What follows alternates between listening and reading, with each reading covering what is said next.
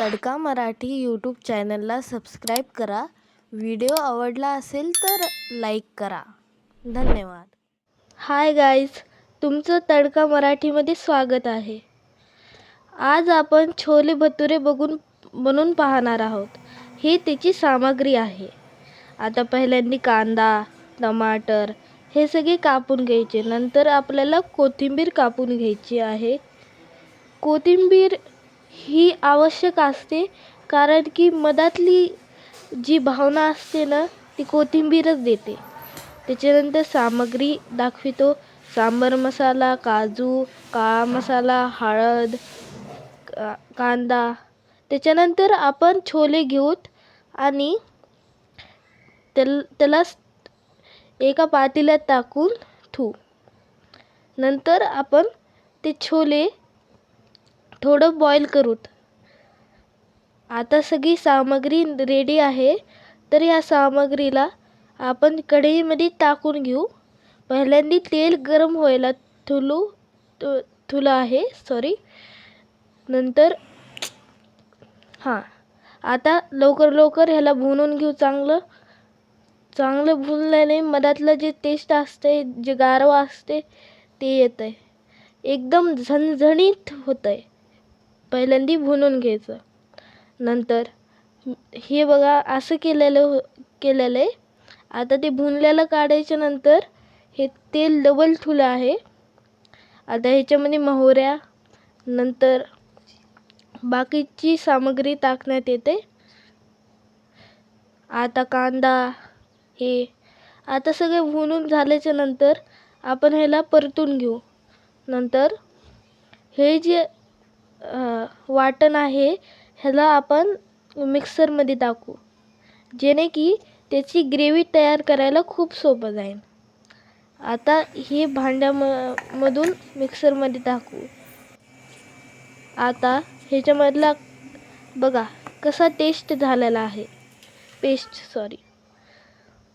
आता ह्याच्यामध्ये थोडी कोथिंबीर, थोडा मसाला हे सगळं टाकू. थोडा सांबर मसाला, हे थोडं तडका देऊ. आणि जेणे की मधातला जे रसून आणि रसधारेचा जे स्वाद असते ते येईल.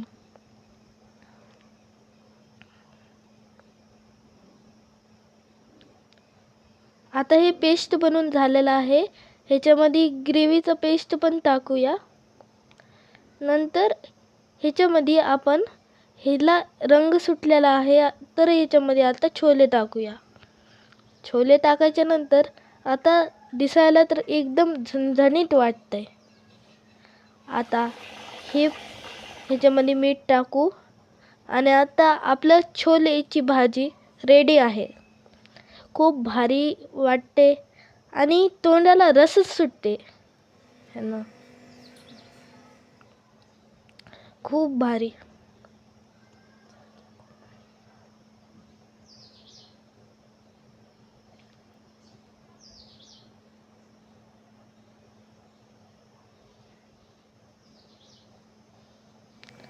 आता आपण भटुरे बनवूया.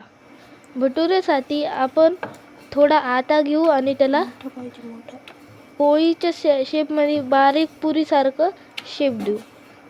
आम्ही बारीक बनवलं आहे, पण तुम्ही मोठंही बनवू शकता.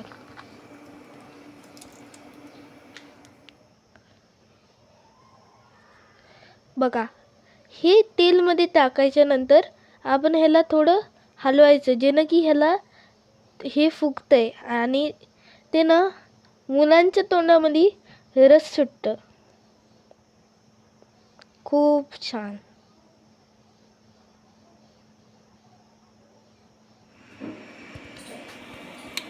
आता भटुरे पण रेडी झाले. हे बघा किती झणझणीत आणि खूप चांगलं स्वादिष्ट चविष्ट वाटते. खूप चवदार आणि चविष्ट आहे. तडका मराठी यूट्यूब चॅनलला सबस्क्राईब करा. व्हिडिओ आवडला असेल तर लाईक करा. धन्यवाद.